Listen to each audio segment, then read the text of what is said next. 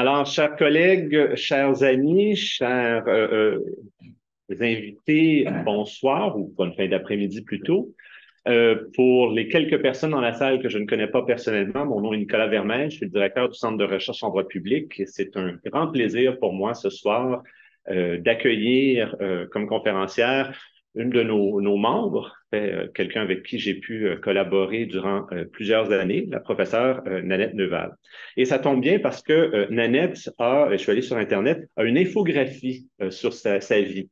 Et donc, j'ai toute l'information en une saisie d'écran. Je vais taire, je vais taire ta date de naissance et les années de fac à l'Éden pour, en fait, aller directement. Donc, Nanette a été professeure ici à la Faculté de droit de l'Université de Montréal de 2001 à 2022, chercheur au Centre de recherche en droit public durant la même époque. Elle a été titulaire, non pas d'une, mais non même de deux, mais de trois, cher Jean Monnet. C'est une grande experte, comme vous le savez, en droit européen. Elle prononcera ce soir, cet après-midi, une conférence intitulée CETA AECG, donc AECG étant l'accord économique, commercial et global Canada-Europe, aspect stratégique pardon, d'un accord méga régional. Et donc, la conférence aura lieu environ 45 minutes, puis ensuite, on aura une période de questions et de discussion. Et par la suite, comme on est très heureux d'accueillir Nanette parmi nous, puisque ça fait plusieurs mois, voire années qu'on ne l'a pas vu, il y aura un vin de l'amitié et un cocktail dînatoire. Et donc, vous êtes évidemment toutes et tous invités à demeurer et j'aurai quelques mots à prononcer pour souligner l'événement à ce moment-là, mais je vous assure, ce ne sera pas trop long. C'est pas moi que l'on célèbre ce soir, c'est Nanette. Et donc, sans plus tarder, ma chère, je te cède la parole. Je m'appelle Nanette Neuval et donc merci pour la présentation. Vous entendez, j'ai un petit accent néerlandais, donc quand vous vous demandez c'est quoi cet accent, voilà, je vous le dis tout de suite. Mais j'aimerais vraiment commencer par remercier le directeur du CRDP, Nicolas Vermeijs, pour ces gens, non seulement pour les mots gentils, mais aussi pour m'avoir invité euh, au sein du CRDP ce soir. Et j'aimerais aussi remercier tout le monde avec qui j'ai travaillé dans le passé depuis 2001. Vous savez qui vous êtes et ça me fait énormément de plaisir que je vois beaucoup de visages qui me sont chers ce soir, cet après-midi. Je suis en décalage horaire, je suis arrivée euh, hier soir, je me suis réveillée à 1 heure de la nuit. Et donc, si je m'endors, j'ai déjà demandé à quelqu'un de donner un signe. Là, tu commences à dormir vraiment. Donc, je m'en excuse. Euh, donc, je suis émue et très contente d'être ici aussi en automne, avec un matin qui était triste et j'ai pu un peu me préparer et un après-midi parfait. Donc, je suis venue de l'autre côté de la montagne pour me joindre à vous. Euh, et ainsi, me voilà. J'ai été demandé de parler sur un sujet d'intérêt du droit public et ainsi, j'ai commencé à réfléchir sur l'intérêt que représente le CETA, l'accord économique et commercial global entre le Canada et l'Union européenne, euh, dans l'acronyme anglaise CETA. Euh, euh, CETA, qu'est-ce que ça veut dire? Comprehensive and economic trade agreement between the European Union and Canada, qui a été conclu, qui est d'application provisoire, je dois dire, depuis le 21 septembre 2017. Et et qui a, depuis ce temps, on a perdu un des États membres. Du côté de l'Union européenne, il y a l'Union européenne elle-même et les 28 États membres de l'époque qui étaient partis à l'accord. Et donc, depuis, on a perdu le Royaume-Uni. Le Royaume-Uni est sorti de l'Union européenne des 28 le 31 janvier 2020. Et ce pays est sorti du marché unique et de l'union douanière qu'est l'Union européenne le 31 décembre 2020, à la fin de la période d'implémentation du Brexit ou à la fin de la période de transition, comme le disent les anglophones, Transition Agreement, après la période de implémentation. Les entreprises sont obligées d'appliquer le droit qui n'appartient pas à le droit de l'Union européenne, donc le droit britannique. Il faut que j'explique avant de commencer mon vrai discours que l'accord CETA n'est pas directement invocable devant les cours nationaux, c'est-à-dire selon l'accord, l'accord même n'est pas directement invocable devant les cours nationales. Mais je vais tout à l'heure expliquer qu'il y a quand même, c'est quand même possible qu'il y ait un effet en droit national. Le fait que l'accord n'est pas invocable dans les cours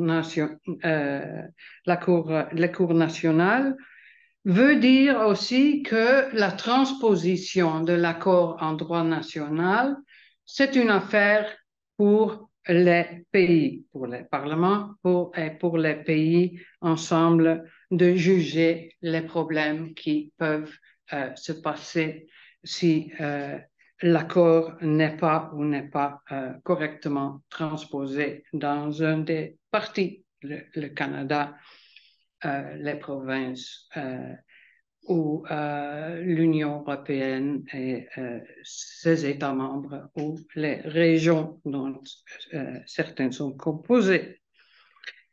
Dans cette conférence, je ne vais pas décrire le contenu du CETA, je vais prendre ça comme acquis. Ce sont des accords qui ouvrent la voie à une participation réciproque des parties à l'économie des autres. Donc, mutuellement, ouverture au marché et à l'économie. Je ne vais pas non plus parler de l'incidence économique des différents accords méga-régionaux. Je vais parler de leur politique juridique, qui, à mon avis, est aussi importante, sinon plus. Donc, je vais parler de ça dans un moment. Avant ça, encore, permettez-moi de vous expliquer un peu ce que j'ai fait récemment, parce que je suis à la retraite, mais je bricole encore en droit de l'Union européenne et ses relations internationales. Et je suis en train de publier un livre avec Amy Verdun, professeur de Sciences Po à l'Université de Victoria. Et elle aussi, elle est experte en droit de l'Union européenne. Et donc, on fait ensemble un livre édité sur les rapports entre le Canada et l'Union européenne, mais on fait un peu une comparaison entre la situation du Canada envers les États-Unis et le Royaume-Uni et l'Union européenne de l'autre côté. Donc, si vous avez encore un manuscrit dans votre tiroir qui traite de ça, alors on a encore un petit peu de place pour peut-être l'accueillir. Mais les 80% du livre sont prêts. Donc, les livres s'appellent Canada's EU Relations, Lessons in Times of Brexit, la sortie du Royaume-Uni. Et le livre va sortir chez Routledge. Récemment, j'ai eu le plaisir de contribuer à un volume dirigé par mon collègue Hervé Prince dans Revue juridique Thémis. Et mon article a voulu traiter des services in transatlantic trade deals, potential for progress after 2020, donc c'est-à-dire après le Brexit. Donc, le CETA, évidemment, traite non seulement du commerce en marchandises, mais aussi en services et aussi des investissements. Et le CETA est supposé d'être innovant, non seulement dans les matières, mais aussi par rapport aux institutions qu'elle crée. Je parlerai de ça plus tard. Donc, une autre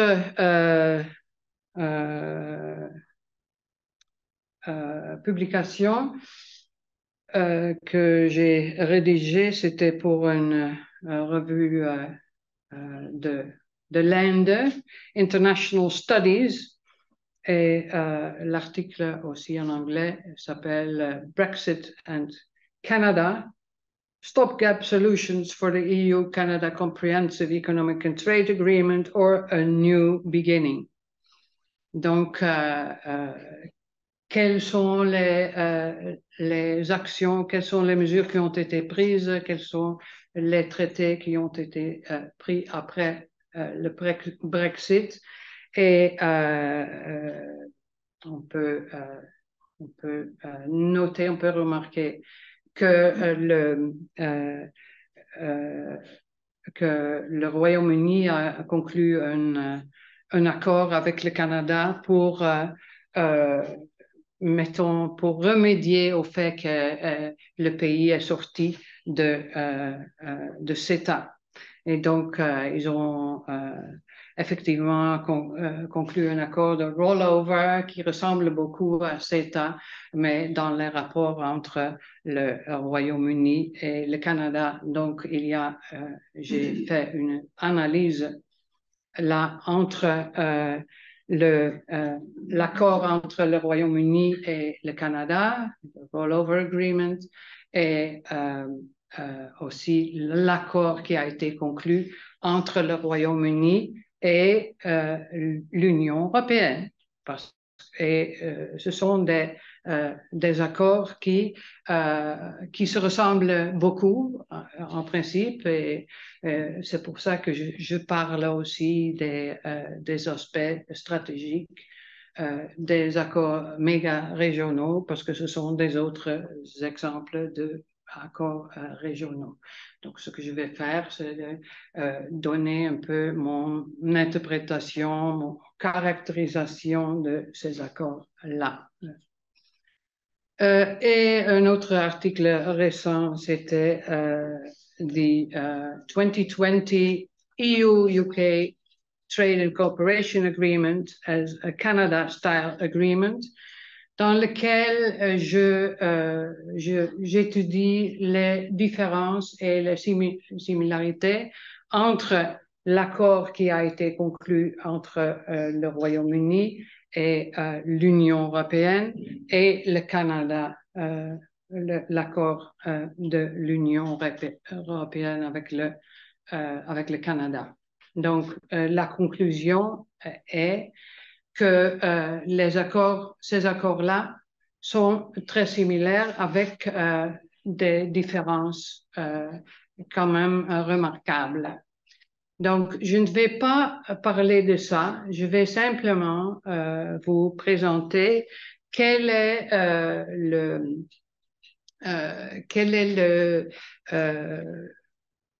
l'approche juridique, la politique juridique qui est derrière l'accord CETA. Et si vous avez des questions, comment ça peut se passer dans les autres accords, on peut peut-être en discuter après.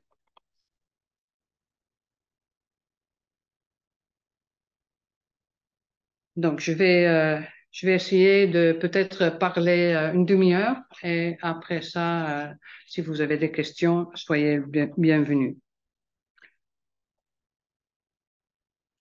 Donc, je vais vous parler de 3 aspects stratégiques qui sont à la base de cet accord qu'est le CETA. Et je parlerai un par un sur les aspects suivants. Donc, je parlerai de l'exclusion de l'effet direct du CETA, donc l'exclusion de l'invocabilité en droit interne. Comment ça se passe, comment on doit voir ça et pourquoi est-ce que les partis ont voulu choisir pour l'exclusion des cours internes comme juridiction pour résoudre les conflits regardant le CETA. Donc, c'est le premier aspect. Deuxièmement, une stratégie à la base du CETA, c'est, selon moi, la diversification des règlements des différends. Donc, une des caractéristiques de CETA et aussi d'autres accords méga régionaux, c'est de vouloir diversifier les méthodes de règlement des différends. Et donc, j'aimerais expliquer un peu pourquoi et qu'est-ce que ça veut dire. Et troisièmement, j'aimerais vous parler de la liberté de législation, donc l'autonomie des partis, qui est à la base de ces accords aussi. Donc, si vous me permettez, je vais d'abord adresser le premier aspect stratégique. C'est une stratégie juridique, à mon avis.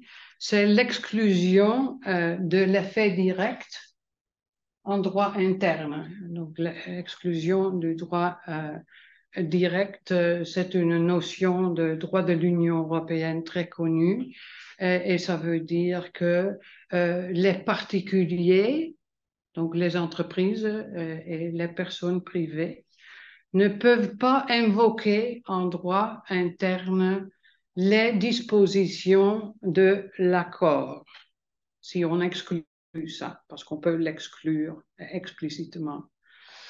Donc, l'effet direct, c'est très important en droit de l'Union européenne parce que ça rend beaucoup plus efficace les dispositions du traité. Parce qu'il y a des particuliers, des entreprises qui vont invoquer les traités et les entreprises, ils veulent justement que l'accord s'applique. Et donc, ils vont litiger. Ils n'ont pas de scrupules diplomatiques donc, ils ne vont pas épargner l'autre partie. Si peut-être moi, je n'applique pas le CETA, l'autre n'applique pas d'autres dispositions, et alors on va s'entendre politiquement, on se fait des cadeaux. L'effet direct, c'est très important parce que les personnes privées et les entreprises aiment invoquer, même si le montant est relativement petit ou grand, ils aiment. Donc, effet direct, c'est efficacité de l'accord. Bon, les partis ont décidé de explicitement exclure les cours nationaux. Et il y a une disposition, l'article 30, paragraphe 6 de l'accord, que je peux vous lire, je l'ai quelque part, mais il exclut exclusivement, explicitement les accords. Pourquoi? Donc, il y a trois raisons pour faire cela. Donc, l'une des raisons, c'est pour agrandir l'équilibre, l'égalité entre les parties, parce que en droit international, il y a les pays qui ont un système dualiste et qui, par définition, par leur constitution ou écrite ou non écrite, exclut que les cours nationales utilisent les traités. Et il y a les pays monistes ce sont les pays qui admettent toujours que les cours traitent des accords internationaux.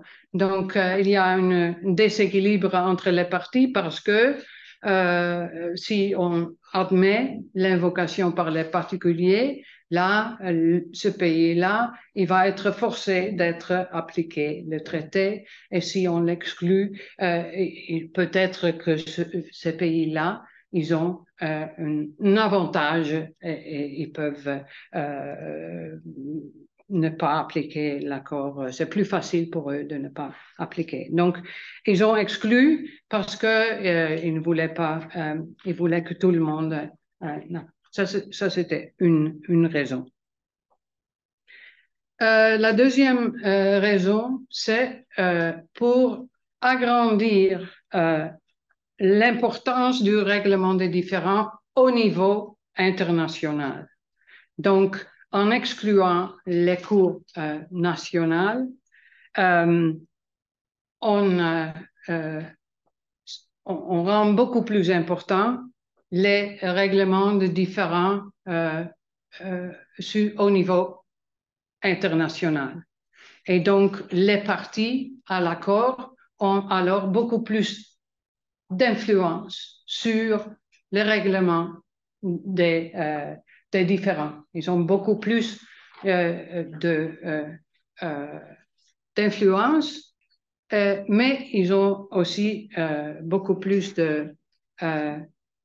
à dire sur comment les règlements sont, les différences sont réglées.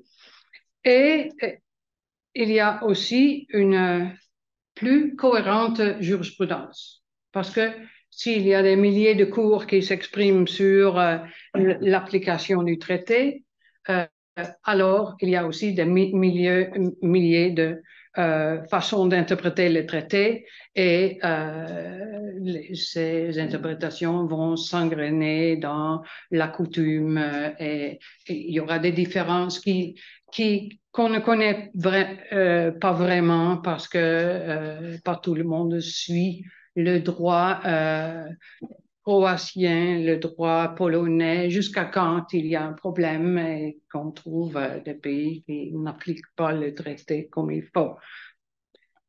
Donc, la troisième raison pour les partis de vouloir exclure l'invocabilité en droit interne, c'est aussi de créer plus de cohérence dans le droit. Et donc, on trouve ça dans CETA, mais on trouve ça aussi dans d'autres accords internationaux qui suivent un peu la même logique pour l'Union européenne. C'est toute une histoire, je ne vais pas vous ennuyer avec ça, mais le principe, je l'ai déjà dit, le principe du droit de l'Union européenne, c'est l'effet direct. Et vouloir exclure l'effet direct d'un accord qui est quand même conclu par l'Union européenne, ça c'est une grande chose. Il faut le faire avec des bonnes raisons. Et voilà, c'est mon interprétation de qu'est-ce qui s'est passé. Quand on dit l'exclusion de l'effet direct, on parle, l'accord même parle de l'effet direct des dispositions du traité même, mais je pense que ça va vouloir inclure aussi les décisions des institutions qui sont créées par ces traités. Donc, non seulement les dispositions du traité CETA lui-même, mais les 30 comités, les 40 comités qui ont été créés par CETA vont pouvoir prendre des décisions. Eh bien là, je pense, pour être cohérent, on pense que les décisions sont aussi exclues de l'effet direct et ne sont pas invocables devant les cours nationales. Maintenant, naturellement, comme ça arrive toujours quand on veut donner un cours, on va regarder est-ce qu'il y a des nouveautés. Voilà, je tombe sur une affaire canadienne et en plus une autre affaire croate, une affaire roumaine et une affaire d'un pays qui ne fait pas partie de l'Union européenne, mais un des experts en droit de l'Union européenne l'a quand même mentionné, je ne vais pas le répéter ici. Donc, je trouve cette décision, Thales DIS Canada against Ontario, donc la province d'Ontario. Donc, ça ne fait pas de sens si ce n'est pas invocable. Mais là, je me suis rendu compte que le fait qu'on ne peut pas invoquer les dispositions d'un accord ne veut pas nécessairement dire qu'il ne peut pas être appliqué du tout par les cours.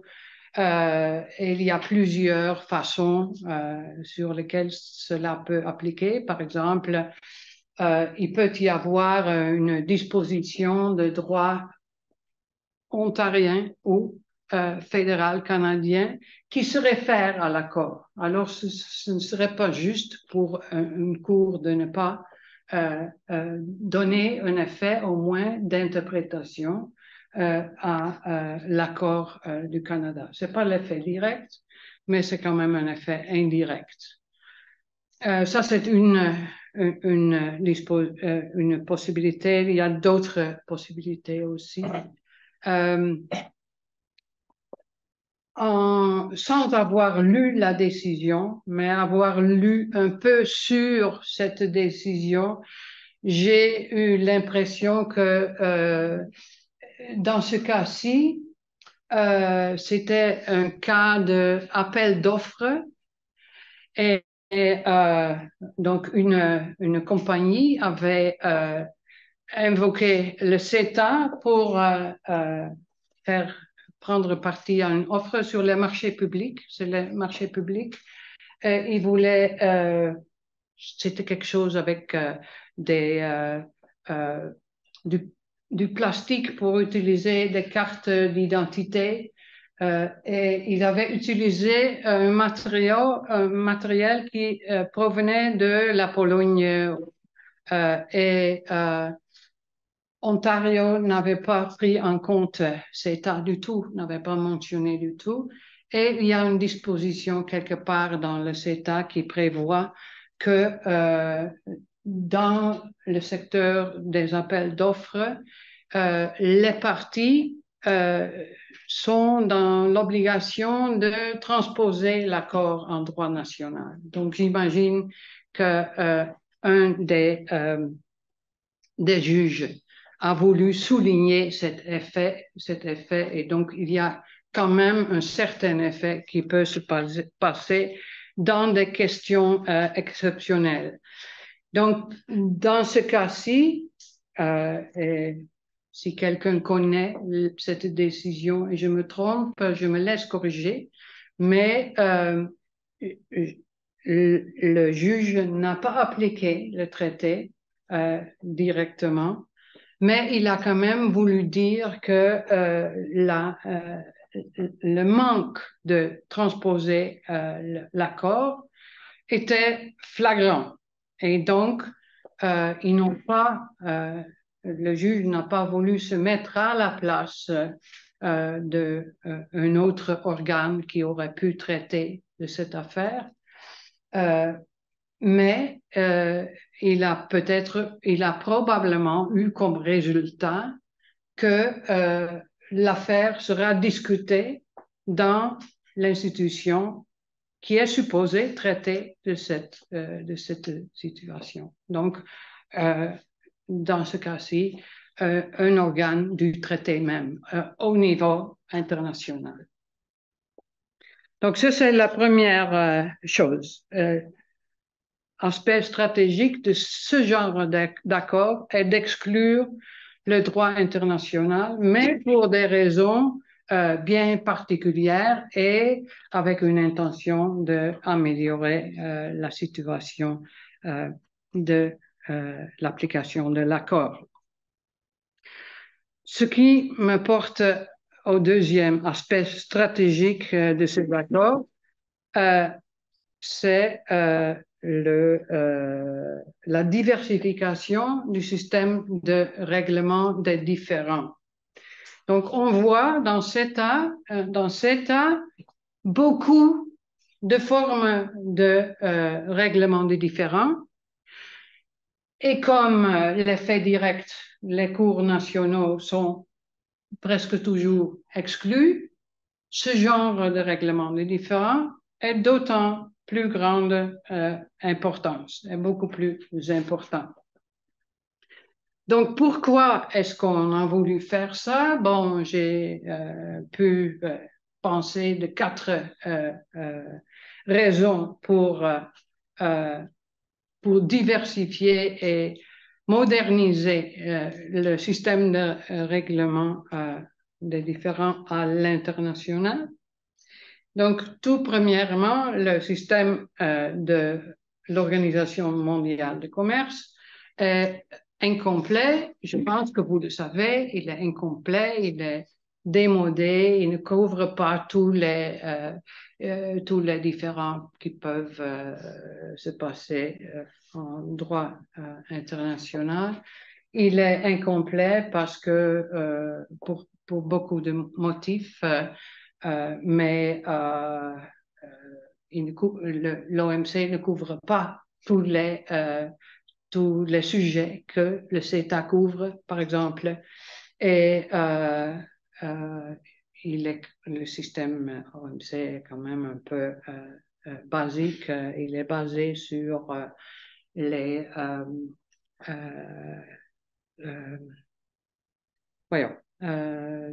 l'arbitrage et l'arbitrage ne fonctionne pas très bien, surtout que les États-Unis ne participent pas et il n'y a pas de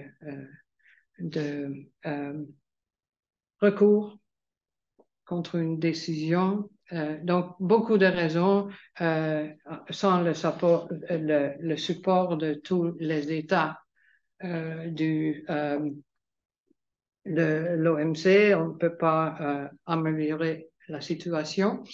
Mais il est beaucoup plus facile dans les rapports bilatéraux de trouver des solutions meilleures, plus complètes Et donc, si on utilise le commerce comme levier, on a une bonne incentive pour rédiger aussi les règlements différents.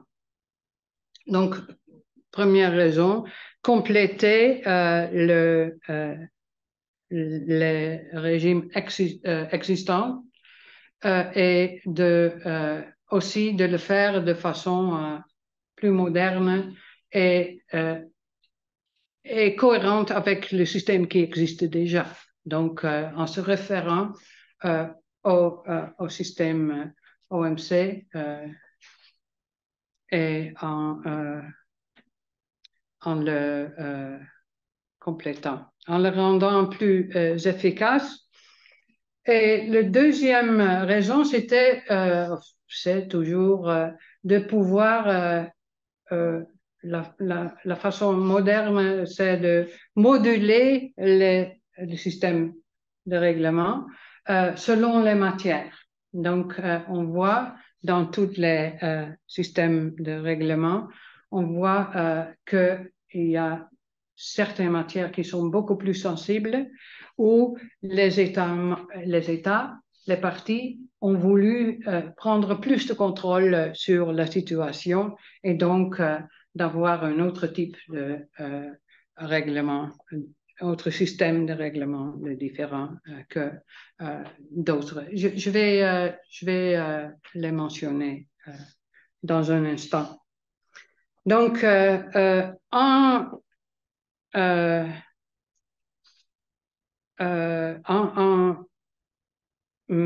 créant un éventail de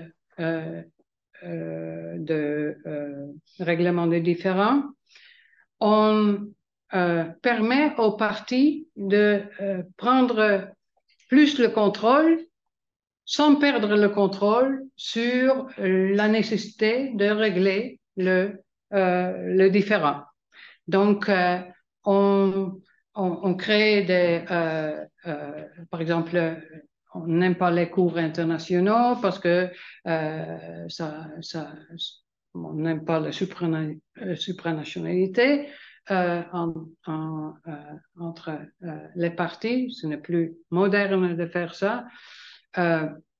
Donc, on crée des autres façons de régler les règlements. Et justement, il y a des différentes façons.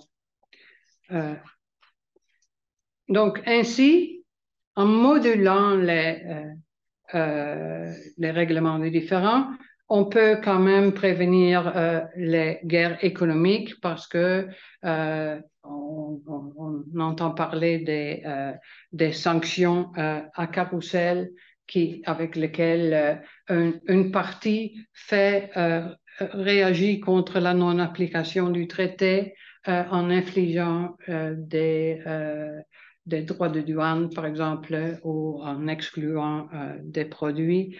Donc, on fait une rétorsion dans le secteur du tabac, on répond avec des bananes, je ne sais pas. Donc, c'est un peu aléatoire.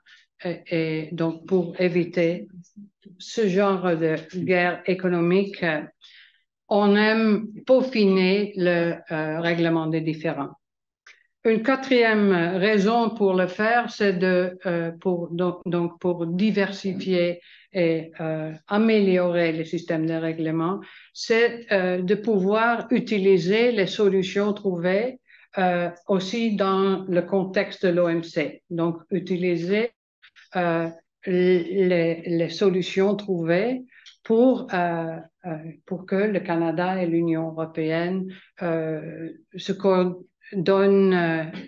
les mêmes positions dans un organe international et ainsi de convaincre des autres pays de l'OMC que ce genre de solution de différends vaut la peine d'être créé.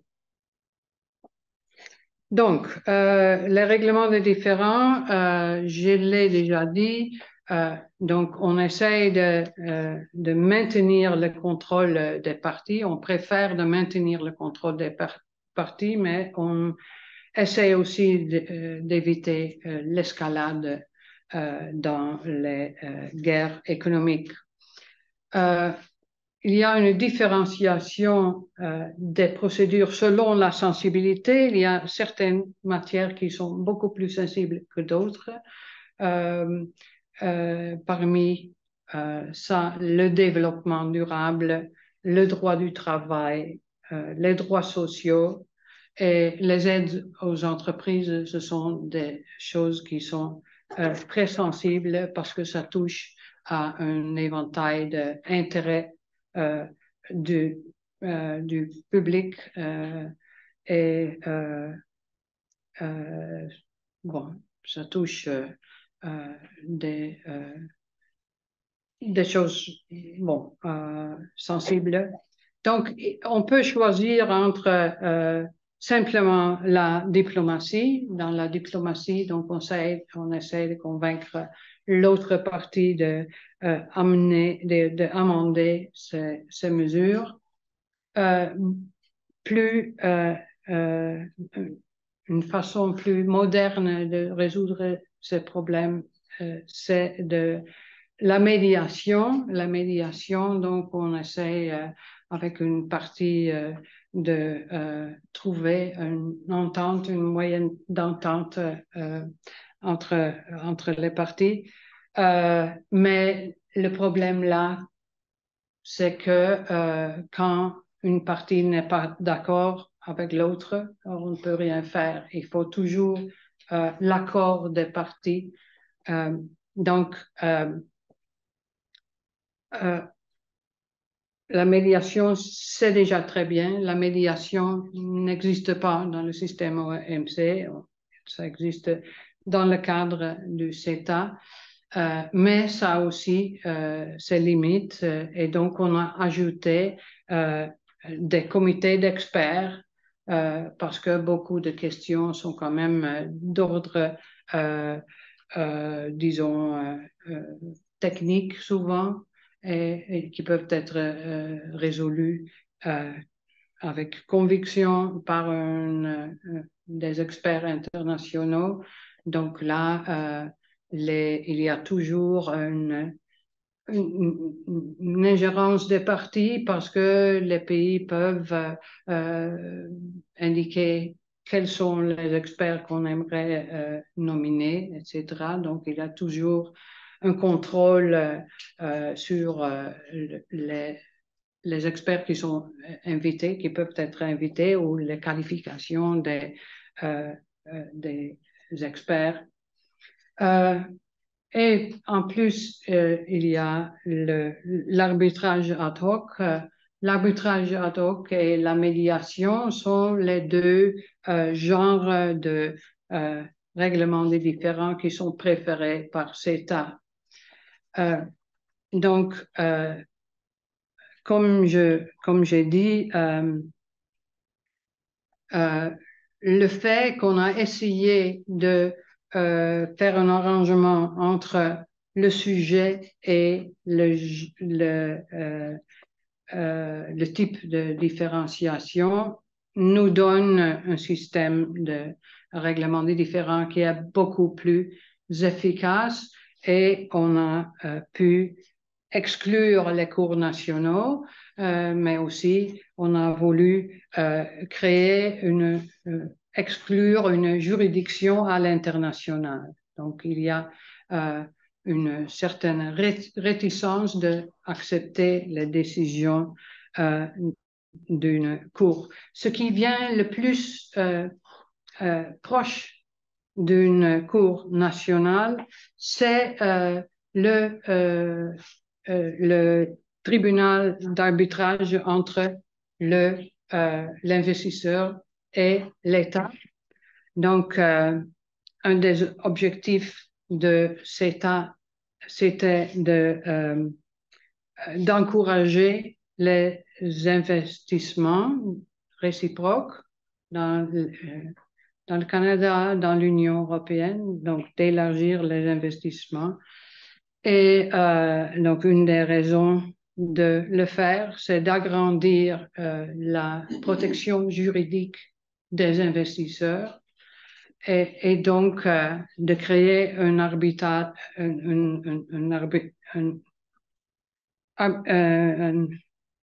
écoutez, hein, là, c'est le jet lag. Donc, un tribunal d'arbitrage. Donc, si cette partie de l'accord entre en vigueur définitivement, parce que maintenant il est encore en suspens en attendant les ratifications des États membres de l'Union européenne. Donc, s'il entre en vigueur, il crée effectivement un nouveau recours par des parties privées au niveau international. Donc, c'est un droit international public qui est créé à nouveau et il gouverne, dans le cas de CETA, il gouverne les expropriations et les discriminations des investisseurs d'une partie contractante dans l'autre partie contractante. Donc, le tribunal d'arbitrage investisseur État est un aspect innovateur de CETA et qui va aussi inspirer d'autres types d'accords. Donc, c'est innovateur. Et une des raisons, de nouveau, pour faire ça, c'est aussi parce que l'Union européenne et le Canada espèrent de mettre sur pied un tribunal international et donc ils se mettent sur cette position avec une certaine régularité dans les organismes internationaux pour avancer la thèse de la création d'un accord, d'un tribunal investisseur d'État au niveau global. Ça m'apporte au troisième aspect stratégique, la liberté de la législation et c'est-à-dire que le CETA crée un tas de comités qui s'occupent de la coopération réglementaire et cela a mené à beaucoup de questions, de spéculation. Qu'est-ce que ce genre de comité va faire? Est-ce que les comités vont s'occuper de standardiser des normes environnementales ou des normes de travail ou va écrire les règles sur la protection du climat ou d'autres objets? Eh bien, si on regarde sur papier, les tâches et les responsabilités, les juridictions de ces institutions sont assez larges et cela a invité beaucoup de controverses aussi au sein du public qui ont soit dit que les entreprises auront beaucoup plus de liberté parce que ces comités vont protéger les entreprises et les intérêts des entreprises et ils vont pouvoir faire ce qu'ils veulent.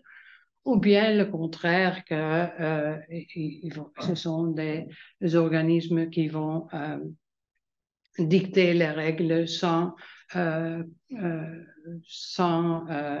en informer les parlements nationaux et qui vont donc adopter des règles qui peut-être dans notre pays nous ne sommes pas prêtes d'accepter, soit le Canada ou les pays de l'Union européenne. Donc, pour contrer la contrainte, pour contrer la crainte aussi l'incertitude, je dois dire, des commentateurs et du public, les accords tels que le CETA contient des rassurances et comprend plusieurs références à la liberté de législation. Donc, il y a des longs textes qui disent que l'accord laisse les parties la liberté de décider sur les standards, sur les décisions de politique intérieure. Donc, ces accords soulignent, il faut souligner le mot liberté et il faut souligner aussi le mot coopération plutôt que le mot réglementé. C'est une coopération réglementaire. Et donc, c'est surtout, cet accord crée des institutions qui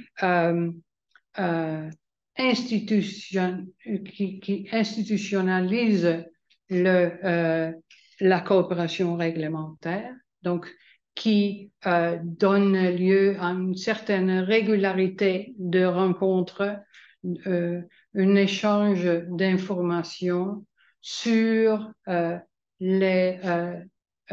sur qu'est-ce qui se passe dans les ordres politiques nationaux. Et donc, c'est un système institutionnalisé d'avertissement précoce parce que la législation nationale et la différence entre législations peuvent créer des obstacles contre le commerce, peuvent créer des obstacles dans le commerce international. Et le but principal, c'est d'éviter des obstacles de commerce qui ne sont pas nécessaires. Donc, l'idée est que beaucoup d'obstacles commerciaux, ce sont des obstacles techniques et les comités qui sont créés par CETA, donc, vont s'occuper surtout, en pratique, pas sur papier, ils vont s'occuper surtout des obstacles qui sont involontaires. Quelqu'un veut...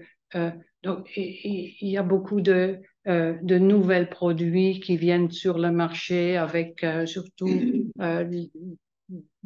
l'intelligence artificielle, les services, la protection des données. Ce sont toutes des nouvelles préoccupations à l'ordre du jour aujourd'hui.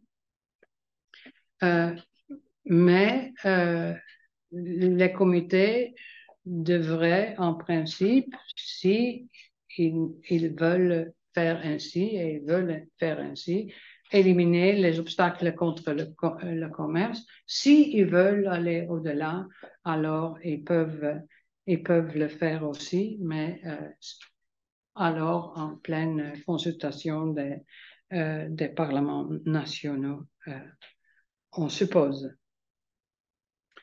Donc, le système de coopération réglementaire n'est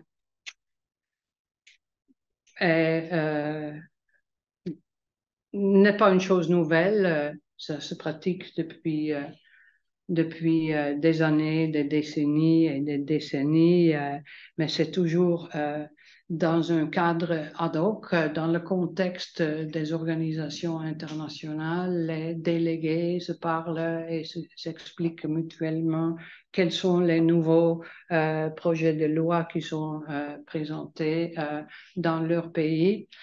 Et ce que CETA fait, CETA institutionnalise l'échange des informations.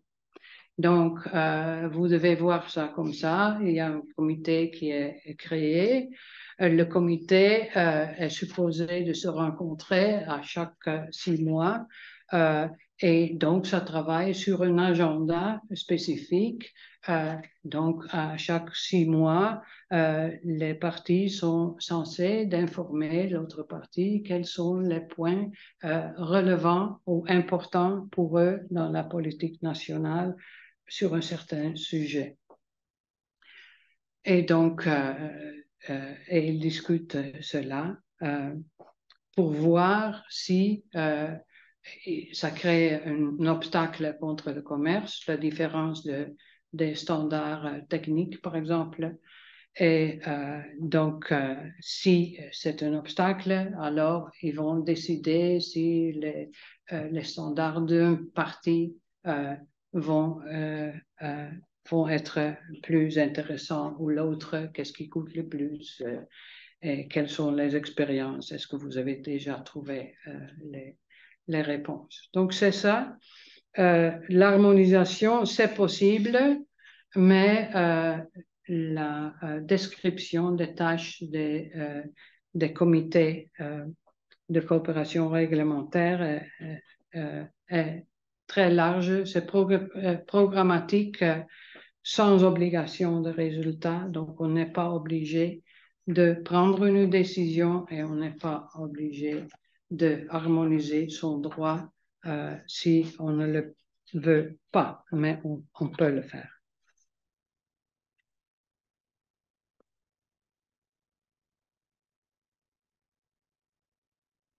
Donc, je ne sais pas si on a encore le temps. J'aimerais, je peux vous parler aussi du Royaume-Uni.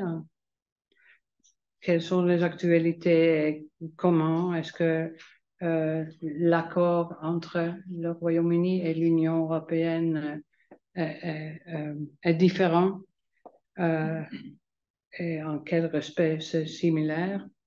Mais pour le moment, j'aimerais conclure sur ces aspects qu'on a vus. Donc, les accords méga-régionaux ont tendance d'exclure l'effet direct.